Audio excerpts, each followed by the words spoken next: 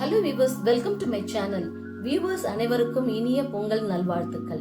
இன்னைக்கு பொங்கல் ஸ்பெஷல்னால நான் சக்கரை பொங்கல் அண்ட் பாயாசம் பண்ணியிருக்கேங்க.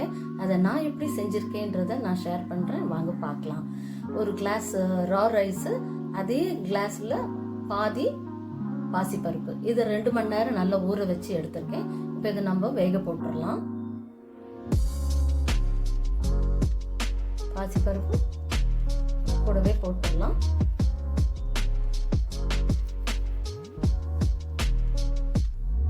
நான் இப்போ இந்த டம்ளர் அளவு தாங்க ஒரு கிளாஸ் ரைஸு, அரை கிளாஸு பாசிப்பருப்பு சேர்த்தேன். இப்போ இதில் நான் 4.5 டம்ளர் தண்ணி விட்டுக்கிறேங்க வேகிறதுக்கு.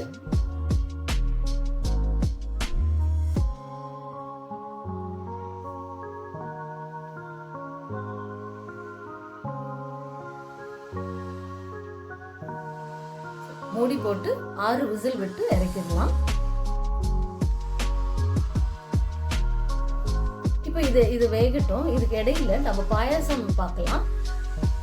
ஜவ்வரிசி ஒரு ஸ்மால் கப்பு அளவுக்கு எடுத்து 10 நிமிஷம் ஊற வச்சு இருந்தேங்க. அதையே நம்ம இப்போ வேக போட்டுடலாம். தண்ணி நல்லா முழுகிற அளவுக்கு மேலேயும் ஊற்றிக்கலாம். இதை ஊற வச்சு நம்ம விசில் விட்டோம்னா இன்னும் நல்லா சாஃப்டாக வந்துருங்க. இப்போ அது ஒரு பக்கம் வேகட்டும். இப்போ நம்ம ஒரு கப்பு வெல்லம் எடுத்துக்கிறேங்க சக்கரை பொங்கலுக்கு. அதில் 3/4 டம்ளர் தண்ணி விட்டு நல்லா கரைச்சிக்கலாம். இப்போ பொங்கல் வெந்துருச்சான்னு பார்ப்போம். நல்லா பொங்கல் நல்லா குழஞ்சிருச்சுங்க. நான் ஊற்றின தண்ணி கரெக்டாக போயிடுச்சு.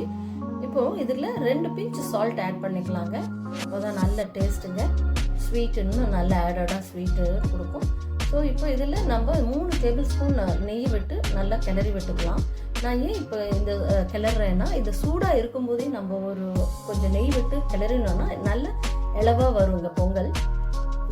இப்போ நம்ம அங்கே கொதிக்க வச்சோம் இல்லையா வெல்லம், அதை ஃபில்டர் பண்ணி 1 கப்பு அளவுக்கு நான் போட்ட வெல்லம், அதே கப்பு அளவுக்கு வெல்லம் கரைச்சலை நான் இதில் ஊற்றிடுறேன்.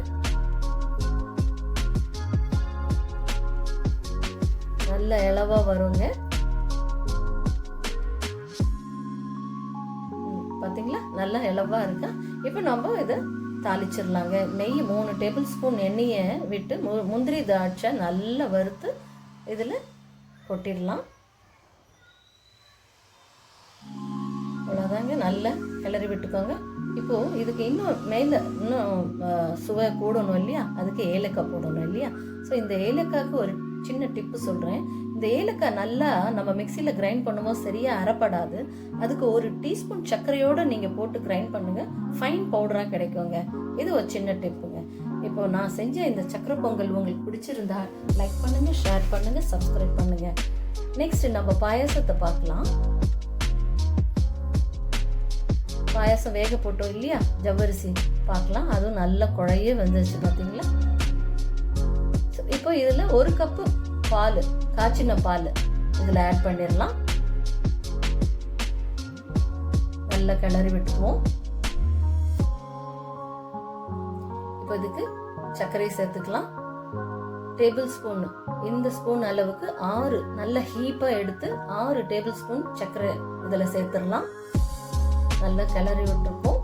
இப்போ இதுக்கு கார்னிஷுக்கு இப்போ 1 டீஸ்பூன் ஏலக்காய் போட்டுடலாம். இப்போ நம்ம இதுக்கு கார்னிஷ்க்கு முந்திரி திராட்சை போட்டு கார்னிஷ் பண்ணிடலாம். அவ்வளோதாங்க, ஜவ்வரிசி பாயாசம் ரெடிங்க.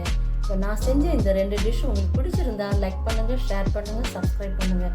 நெக்ஸ்ட் ஒரு இன்ட்ரெஸ்டிங் ரெசிபியில் உங்களை சந்திக்கிறேன். தேங்க்யூ, பாய்.